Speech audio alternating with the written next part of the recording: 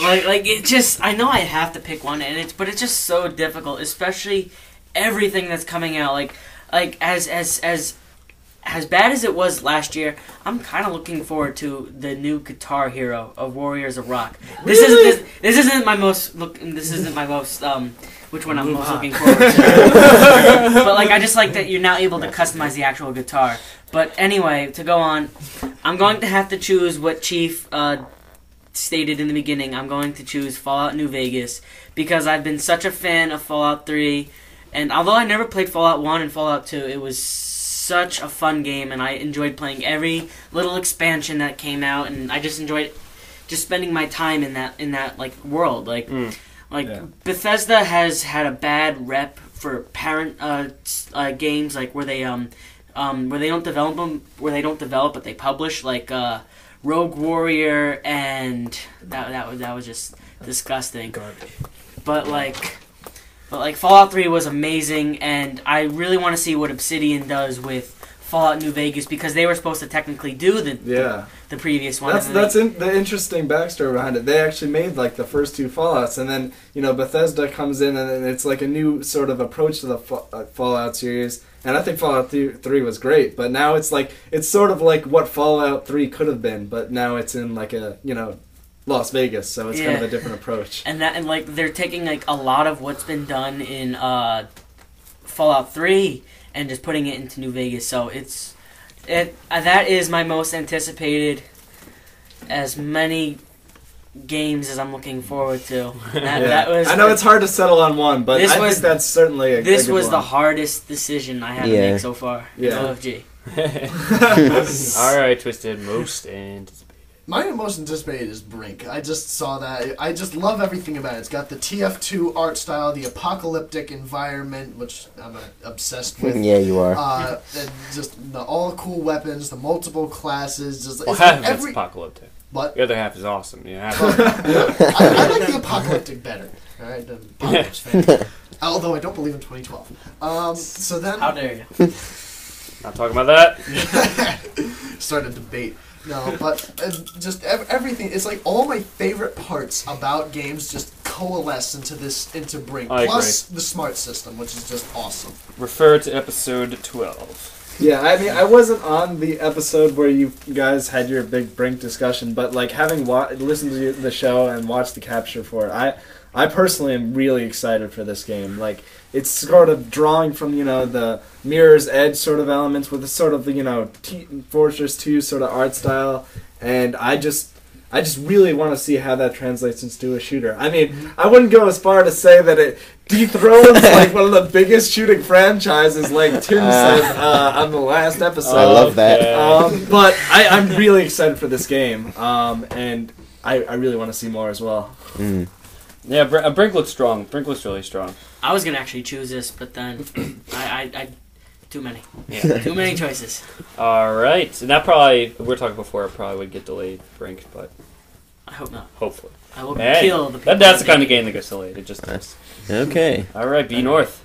Most. All right, yeah. I was probably the one who had the most trouble narrowing this down. Because you had like a freaking list. Yeah, I had a pretty long list. A page but and a half. I'm going to have to go with Final Fantasy Versus 13. Nice. Because that looks awesome. It's going to be... It's not the same, like, it's not, for those of you not in the know, it's not like 13, like, slightly different or something. It's a completely different storyline and everything. It's just completely different character and world. It just uses the same, like, mythology type thing. Okay. But, the same universe, but different people. Yeah. And basically what it's going to be is, like, everything Final Fantasy-esque except Kingdom Hearts style fighting. That's what they're saying. Oh, wow. So it should be really, really awesome because that's combining, like... Wow. So you just press triangle. I didn't know that. It'll be like Kingdom Hearts 1 and not Kingdom Hearts Triangle.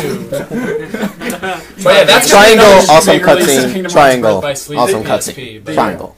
And then, but yeah, that's what I'm gonna have to go with. They issue you a new controller. It's just one big button. Yeah, one big triangle. it's just a buzzer. I mean, Final Fantasy combined with Kingdom Hearts. Kingdom Hearts. That sounds... Yeah, Kingdom Hearts. Yes! It's like Mario Yes! Kart. But that seems like right down your alley.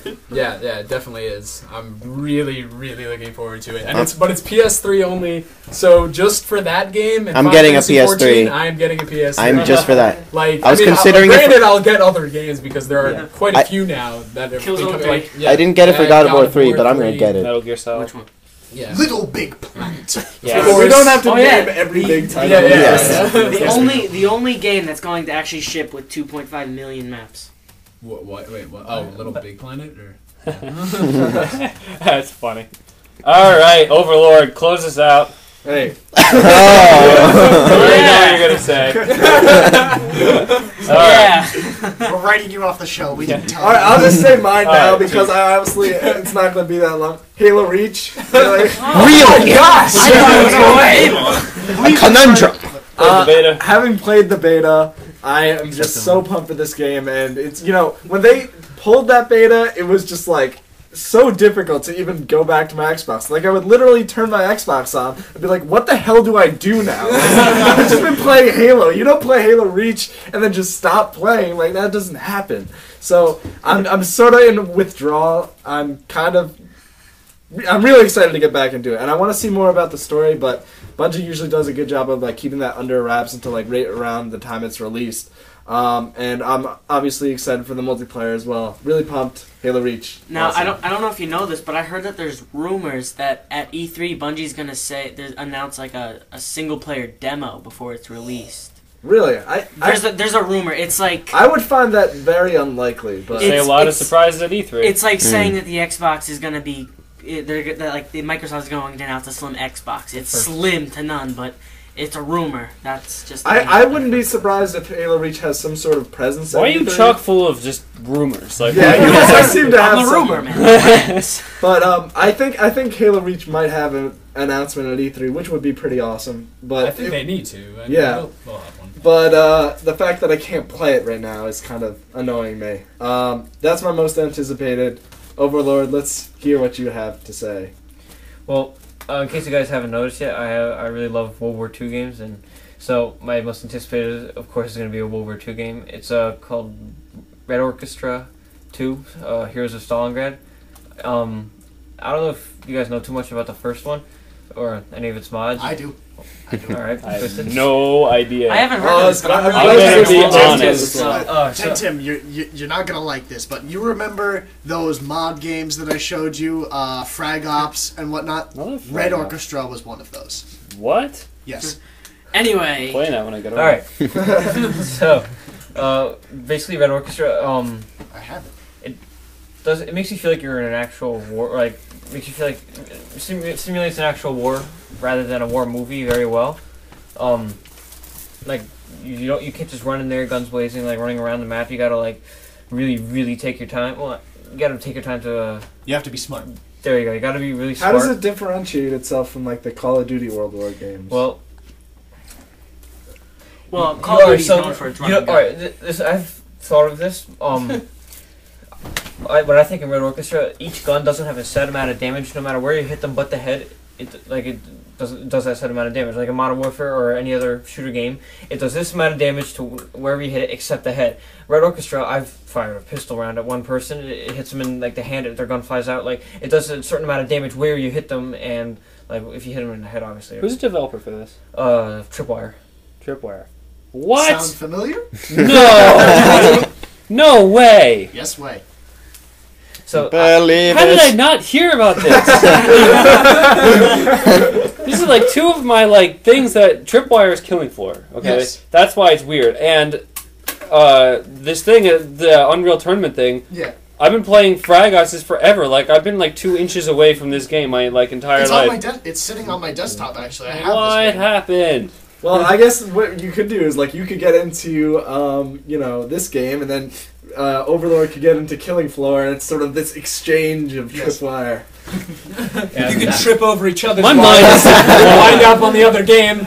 my mind is just blown right now. I've never played Killing Floor before. But anyway, going back to Red Orchestra. And which I find surprising because you're such a big Left 4 Dead fan. Yeah, you know. I am. So going back to Red Orchestra, I'm thoroughly not about Red. Yes.